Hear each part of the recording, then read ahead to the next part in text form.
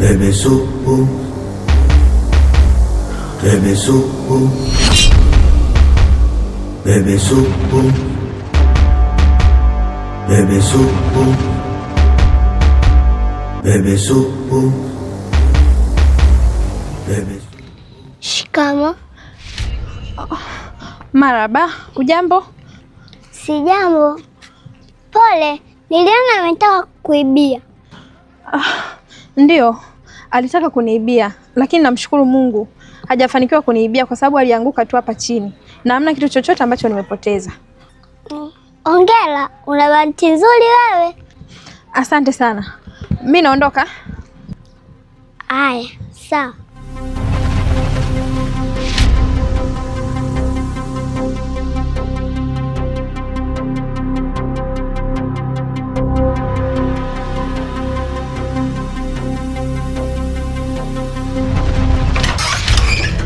Hebu sikia basi. Asa nataka kuondoka, nataka kwenda wapi mzee wangu? Usitaki kutufanya sisi watoto wadogo. Mara mwisho tulikaa hapa tukazungumza na tukasema kwamba haitaki kwenda sehemu yoyote ile mpaka hali yako itakapokuwa sawa. Sasa hivi nashangaa unakuja unataka tena kuondoka, nataka kwenda wapi tena? Kwenda wapi kivipi?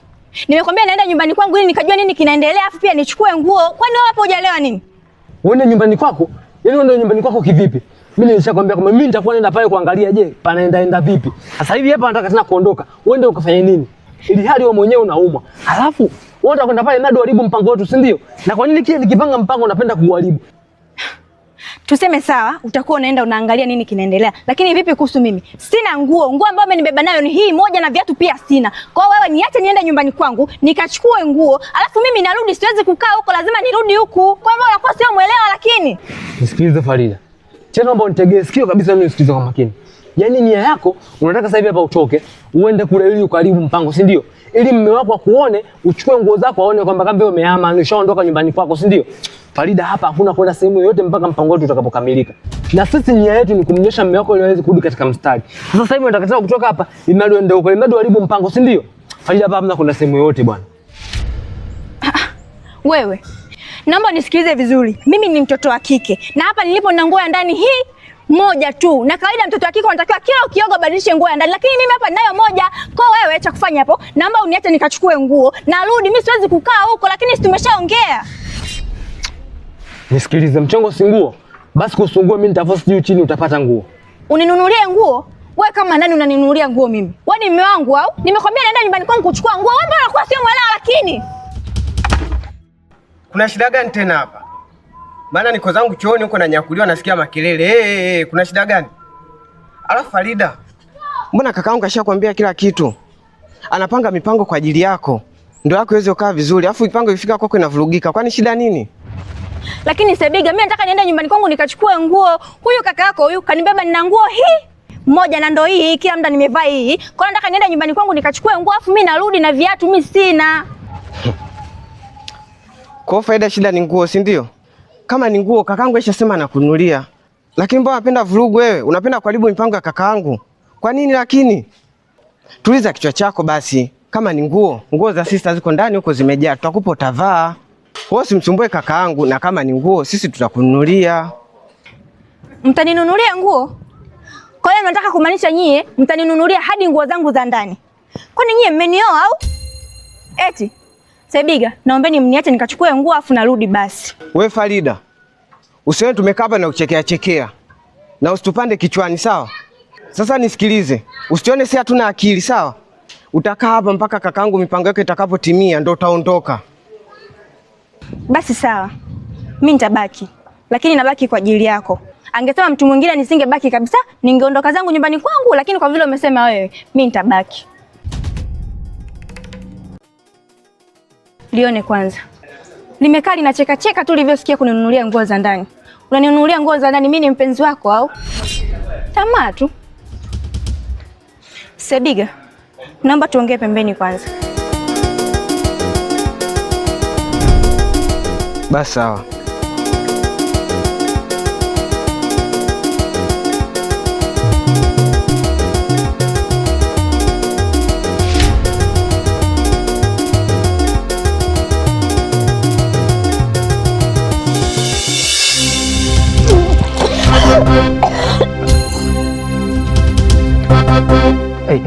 Hey.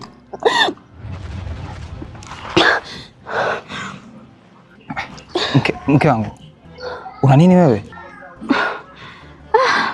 Mume wangu, acha tu. Yaani siku ya leo nimeamka sipo vizuri kabisa yani. Pole. Kwani shida nini? Yaani acha tu mume wangu. Nimeamka yani mwili hauna nguvu kabisa. Najisikia kizunguzungu, najisikia kichefuchefu, najisikia na kutapika, yani sipo sawa. Hatimaye msukuma naenda kuitwa baba sasa. Tayari ushaanza kukua sasa. Mume wangu, sasa mbona mimi naongea alafu unanicheka? Mke wangu, wewe ujauzito, uelewi nini sasa hapa? Ujauzito? Mume wangu, ujauzito yani mbona ni mapema sana? Hiyo sio mapema, nao ni ukuaji. Ukisha kwa mahusiano kama hivi, usitegemee mshahara mwingine wowote. Kinachofuata mara nyingi huwa ni ujauzito, familia, watoto. Na binafsi mimi mwenyewe nina furaha sana, kwa sababu nilikuwa nasubiri sana siku ambayo nitaitwa baba. Na tayari nishaanza kuziona dalili kwamba muda sio mrefu naenda kuitwa baba. Na nina imani kabisa kama akija huyo mtoto atakuwa mrefu kama mimi. Na usomba akawa na mwanya, alafu ni Msukuma. Mimi nikwambie, hizo ni kama masalo kwa muuza genge. Mungu bana, mbona kama unanitisha? Sana kutisha nini? Inabidi kama vipi twende tukapime. Ukapime ujue kabisa kwamba una ujauzito, tujalishie tuanze kuhudumia ujauzito ili usije kuharibika. Twende hospitalini? Hapana mume wangu. Kuhusu hospitalini mimi nitaenda mwenyewe kucheki kuangalia hali yangu kama nitakuwa nina mimba au la. Lakini si unajua wewe mume wangu na kazi nyingi sana. Kwa sitaki nikuchoshe baba, sawa? Mke wangu, haya mambo sio kwenda peke yako. Inabidi tuongozane mimi na wewe. Twende hospitali ukapime. Tujue kabisa kwamba una ujauzito ama hauna ujauzito. Na kuanzia sasa hivi, hata kama kutakuwa na mpango wa kwenda kliniki, inabidi mimi nihusike, mume wako, mimi na wewe tunaondoka tunaenda pamoja. Kwa lazima niwe na wewe Bennett. Bampa tu bampa. Kwa sababu mtoto wangu wa kwanza inabidi nimhudumie na niwe naye sambamba kabisa kila mahali. Kwa hiyo nadhani itabidi twende wote na sitaki kukupa pesa tu uende mwenyewe. Hapana mume wangu. Nitaenda kupima mwenyewe tu. Mimi naomba nipatie pesa. Sawa kipenzi changu. Nipatie pesa tu mimi nenda nikapime. Alafu nikija nitakwambia kuhusu hali yangu kama nina mimba au la, lakini naomba ubaki tu nyumbani. Sawa kipenzi changu. Binafsi sijapenda. Lakini kwa sababu umeng'ang'ania, mimi nitakuacha uende. Lakini muda inabidi nikupeke ndani ukapumzike kwanza. Uwe sawa. Ujiangalie hali yako, alafu baada hapo utaenda kwa hospitali ukaangalie mazingira mengine kama kweli kuna ujauzito. Mimi niitwe baba hapa, mimi natamani kuitwa baba bwana. Sawa mume wangu. Hata usijali kanoni wangu. Mimi nitaenda, afu nitakuletea majibu kuhusu. Sawa. Pole lakini mke wangu Yaani wewe kanoni wewe. Subiri tu jiingize kwenye mkenge. Nitakuonyesha. Uone nitakavyokuonyesha. Hautaamini kwenye maisha yako yote. Kwa ndo kama hivyo mke wangu. Kwa hiyo hakikisha kwamba unaenda kuangalia hivyo vipimo uwe sawa. Tuingie ndani. Tutakuwa sawa. Kama mke wangu huyo.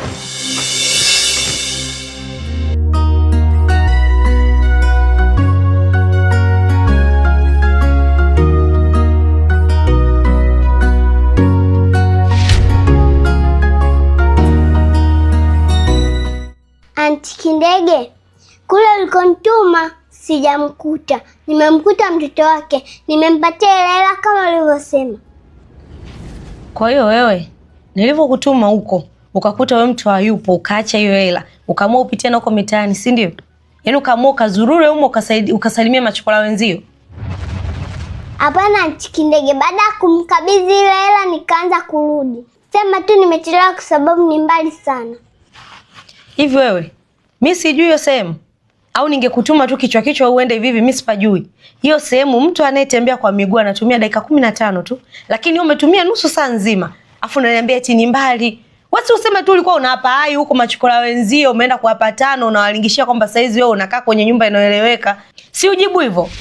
Hapana Anti Kindege, lakini naomba nisamehe kwa kilichojitokeza. Sasa nisikilize. Humu ndani leo Happy hayupo. Hata wewe nadhani unalijua hilo kwamba Happy hayupo humu ndani toka asubuhi.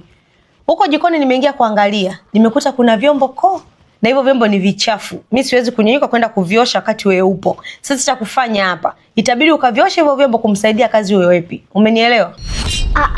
Vile vyombo vyote nikaosha mimi? Mbona ni vingi sana? Umeona huo wingi wa hivyo vyombo? Ndio wingi na kasi ya chakula unachokula humu ndani wewe. Nadhani nilichoongea kimeeleweka. Alafu hata nguo ambazo unazivaa, mashuka unayoyatumia, itabidi ufanye juu chini nayo kayafue. Umenielewa? Afue nguo? Au mimi ndo nimesikia vibaya? Eti mke wangu, hicho nilichokisikia kina ukweli ndani yake? Au nimesikia vibaya? Hivi hicho nilichokisikia kina ukweli au naota? Umesema huyo ndo afue nguo au? Hapana, mimi nimeongelea habari za vyombo. Huko jikoni nimeangalia, nimekuta kuna vyombo vingi sana vichafu. Afu kiangalia hapa nyumbani leo Happy hayupo. Ndio maana nilikuwa namwambia yakavioshe kumsaidia kazi Happy.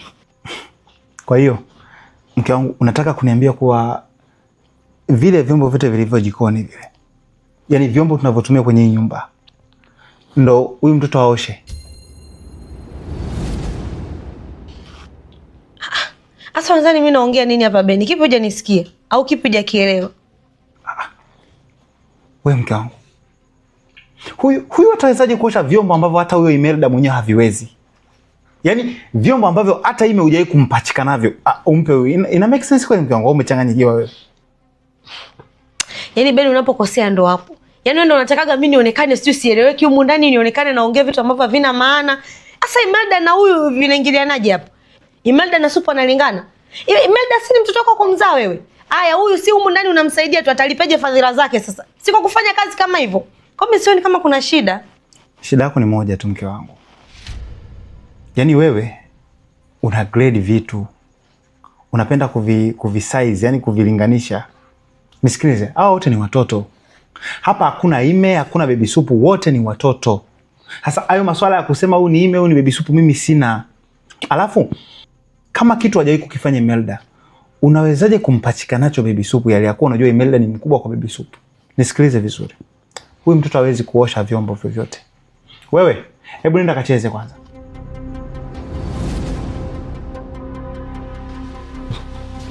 Alafu kama ni swala la kuosha vyombo, wewe vimekushinda kuosha, utamsubiri huyo atakaporudi aje avioshe. Na sio kumpachika huyo mtoto mavyombo. Nadhani tumeelewana, si ndio? Umesusa. Sawa.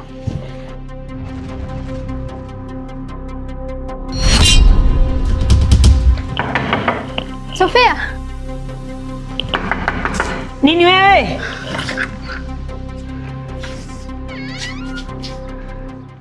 Yaani Sofia, huko nilikotoka sio kwema kabisa. Mambo yamevurugika. Yaani mambo hayajaenda kama tulivyopanga. Unamaanisha nini? Ninachomaanisha, ile kazi ambayo umenipa niifanye imeshakuwa ngumu tayari. Ninazungumzia yule mtoto Baby Supu. Yule mtoto sio wa kawaida kama tunavyofikiria.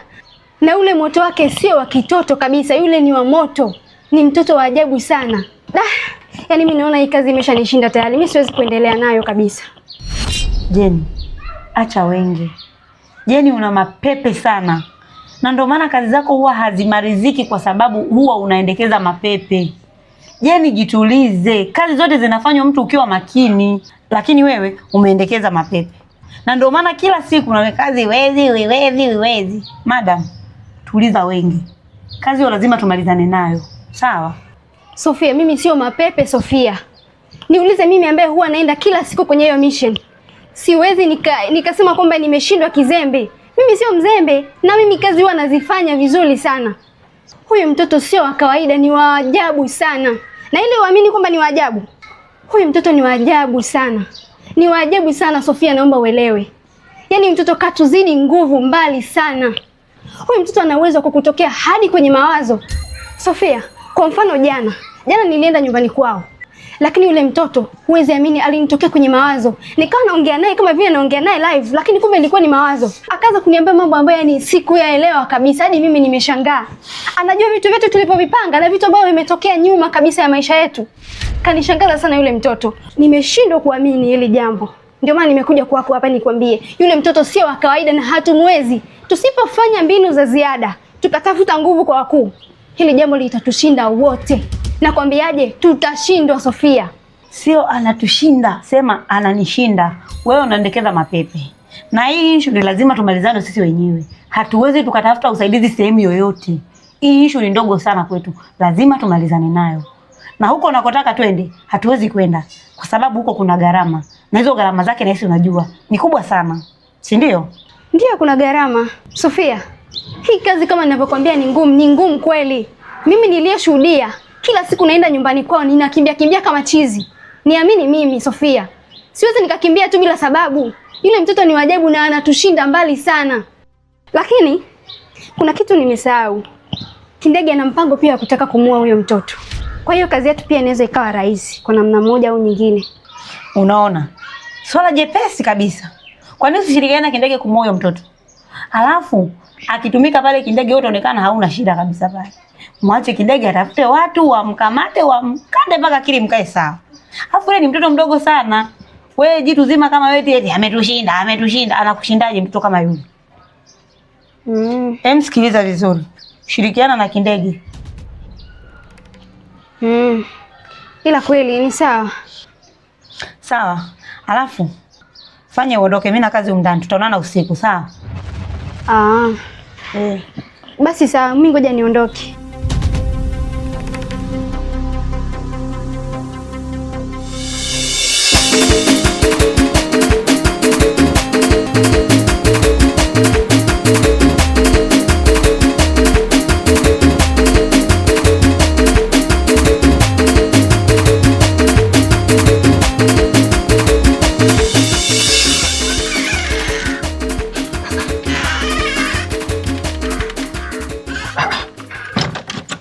Wewe tena hapa nje una shida gani?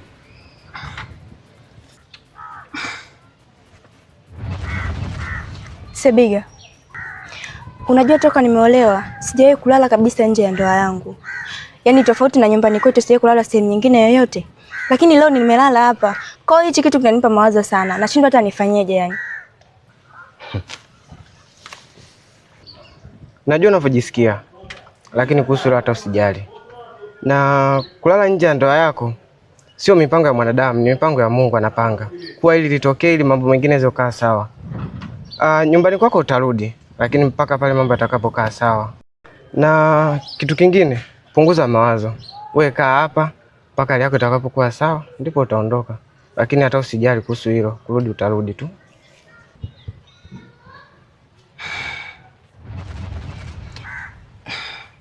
Sawa. Lakini nahisi njaa inaniuma sana. Vipi? Kwa hapa nyumbani asipokuwepo kakako hakuna chochote ambacho kinaendelea? Asipokuwepo hatupiki mpaka yeye awepo. Kwa sababu yeye ndo anayetafuta. Kwa hiyo akitoka tu hatupiki hapa nyumbani, yani hatuli. Ndio, hamna chochote kinachoendelea. Na ndani kwetu sisi humu hamna chochote mpaka awepo yeye, ndio mambo mengine atakaa sawa. Basi sawa. Naomba nielekeze basi bafuni niende nikaoge. Bafuni? Bafuni ni hapo nyuma hapo. Haya, basi mimi naenda. Kaka mwenyewe huyo hapo, hata asemwe huyo hapo. Vipi dogo? Safi kaka. Mambo? Poa.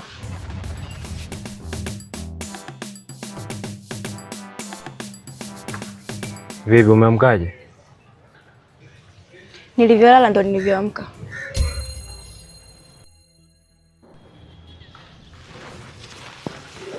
Basi Dole, najua una njaa sana. Hivyo wakati natoka harakati nikasema ngoja nipite market pale nikudakia hata madambu mawili matatu. Kwa hapa nadhani nimekudakia maandazi haya na kuna vikombwezo vingine vya kupika. Kwa hiyo nadhani sio mbaya ukiingia ndani ukachemsha chai, ukachoma kwanza utumbo, afu baada hapo ndo ukaanza kupika. Shika. Tafadhali maandazi.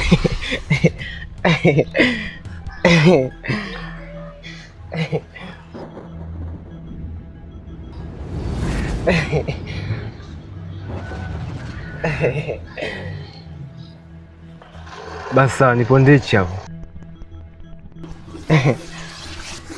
Kaka. Sebiga, kwani jiko liko wapi nipike? Unataka jiko ili upike? Lipo ndani, ngoja nikuchukulie.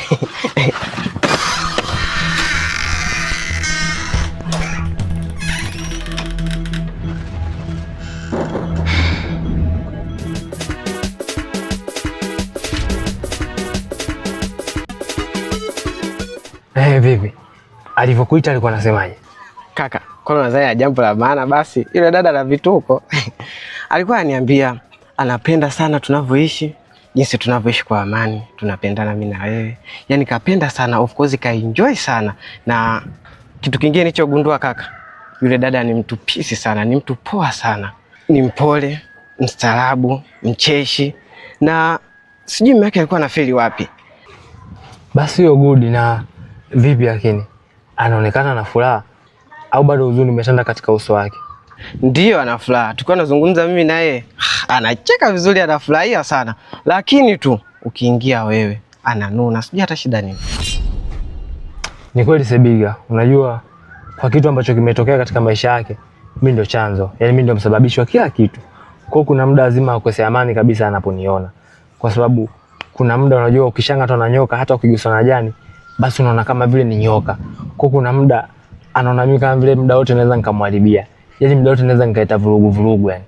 Lakini kama yeye ana furaha, basi na mimi katika moyo wangu nina furaha. Hata kama anaonyesha yeye kunichukia. Na kwa kuwa hana mpango wote wa kutoka hapa na anafurahia ukiwa na wewe mdogo wangu, akifurahi na wewe sasa amefurahi na mimi tu. Hata kama siponionyesha kwamba ana furaha. Basi sawa kakaangu. Wewe endelea na mipango yako hiyo hiyo. Basi hiyo itakuwa dole sana. Mimi hata tu nipige tu skating zangu zile za chini chini zile. Mpaka mume wake anyooke. Yaani mpaka mambo yake yanyooke. Na imani atakuwa amejifunza kitu kwamba sio kila muuni basi ana akili. Kuna wauni wengine ni wauni lakini wana akili na wanaendesha familia zao tena kwa weledi wa hali ya juu kabisa. Basi sawa kakaangu. Endelea na mipango yako hiyo hiyo na imani Mungu atakusaidia. Sebiga! Sebiga! Anakuita huyo. Hebu nenda tunakamsikilize. Nakuja.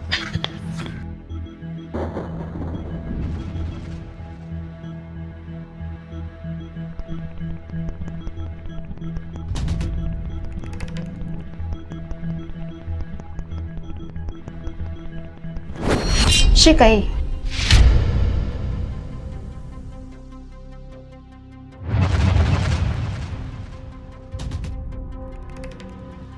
Hata usihangaike kuoji. Mimi nitakwambia kila kitu.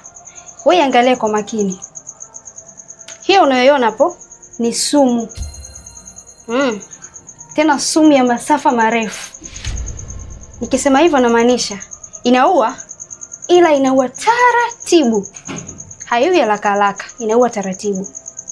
Na pindi mtu unavyozidi kuitumia, ndivyo anavyozidi kujiangamiza mwenyewe. Na huwa inaanza kuharibu kuanzia bandama, figo, maini, kisha utumbo unaanza kuharibika. Unaoza kabisa. Na kila kitu ambacho kiko tumboni. Kwa hiyo, nimefanya hivi vyote kwa ajili ya kukusaidia wewe Kindege ndugu yangu, kwa sababu naona unahangaika sana. Yaani unahangaika sana kumtoa Baby Supu ndani ya nyumba yako. Nimefanya hivi ili hii sumu ukaitumia katika chakula atakachokula Baby Supu. Na kwa kuwa hayui haraka haraka eneo taratibu, wewe unamwekea Baby Supu kwenye chakula chake kila siku. Hakikisha wewe hicho chakula ukitumii. kwa sababu ni hatari, na hakuna mtu yoyote atakayejua kwamba umemwangamiza wewe, kwa sababu hiyo sumu inaua taratibu na inaua hata kwenye ndani ya mwezi kabisa, ndio mtu anakufa kabisa. Kwa hiyo hakikisha unaitumia kwa umakini. Jeni, una uhakika tufanya kazi hii kweli? Hapa kwenye uhakika ninaamini kwa 100% hii sumu inafanya kazi kabisa na haiwezi kumwacha mtu yoyote salama. Sawa. Na umeitoa wapi? Nilikoitoa ni mbali sana Kindege. Hata nikikuelezea uwezi ukapajua. Nimehangaika sana kuitafuta mpaka nikaipata kwa ajili yako. Na nimefanya hivi ili nikusaidie ndugu yangu. Kwa hiyo hakikisha unaiweka sehemu ambayo hakuna mtu yoyote anaweza kuiona.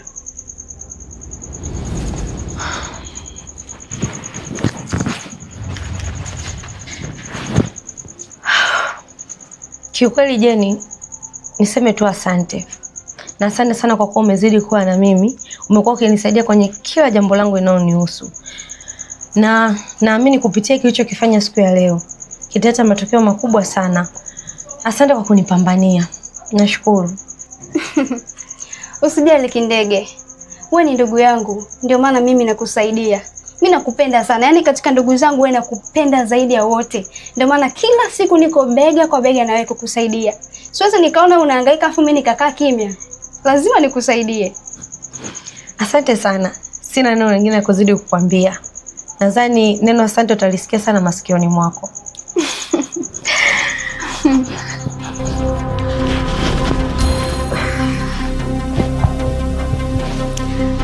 Asante. Basi sawa.